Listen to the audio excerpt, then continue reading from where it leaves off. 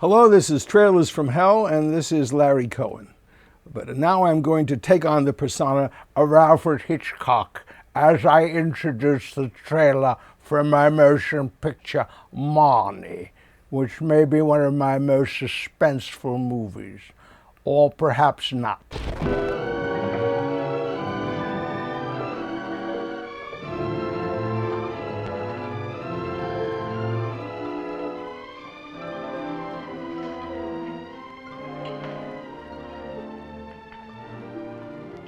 How do you do?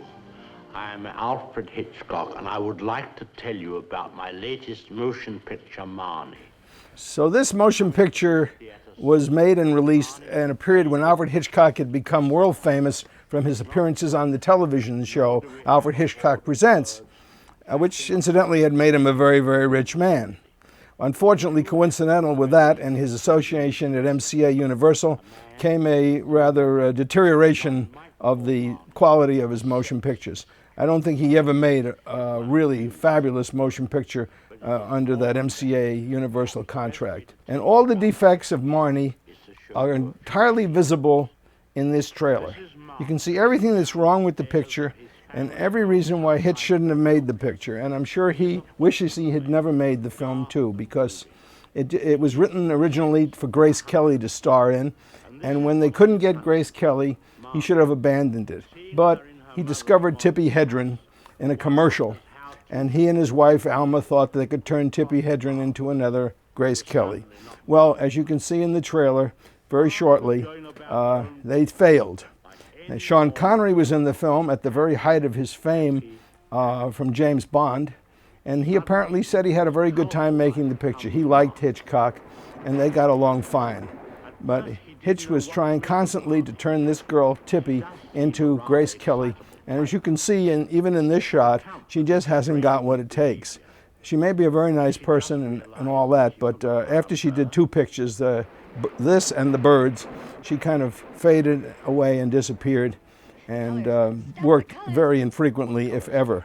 And when she reads a few lines of dialogue in this picture, you'll be able to see right away that this may not be a picture you want to see. Universal did not give this a really good release. I remember seeing this at a theater in the East 50s when it opened on account of a multiple run. They didn't play it at a downtown New York theater. They didn't give it a big first run. They just got this picture out with as many prints as they could and got rid of it. And one of the best things about the picture is the musical score by Bernard Herrmann. And he had worked with Hitchcock on a number of other films, including Psycho, and his music really carries the picture. If you took the music off the picture, it would be unbearable. But the music does help the film, and he'd written a great score for Vertigo and from quite a few other Hitchcock pictures like North by Northwest, and his music added an awful lot to this particular film. Unfortunately, Hitch did not work well over at MCA Universal, and the influence that Lew Wasserman and Taft Schreiber and the others over there had on him was almost demonic. So this is an interesting picture to watch, even though it's a failure in many ways. And now there's going to be a scene now where Sean Connery disrobes her, and you see that shot and everything, and that gives you an idea of the picture. If that's the highlight of the film that you've just seen in the trailer.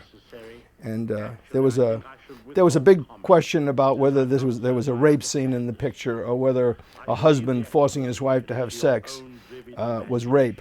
And there was a lot of debate, and the original writer of the picture was dismissed because he didn't want to do it, and then Hitchcock brought on another writer to take over and write the scene the way he wanted it. And I believe Evan Hunter was the first writer, and he didn't want to put that rape scene in, and Hitch wanted it, and it stayed in. Here you see a scene where the rear projection of the horseback riding. Today, it looks kind of unacceptable, and a number of the mats and backgrounds that were used in the picture just were so deficient that most people can't understand how Hitchcock had let them use those particular renderings, because they were so unbelievable that they just were not up to his standards. So interesting picture to see if you want to examine a failure from a master. perhaps the best way to tell you about the picture is to show you a few scenes.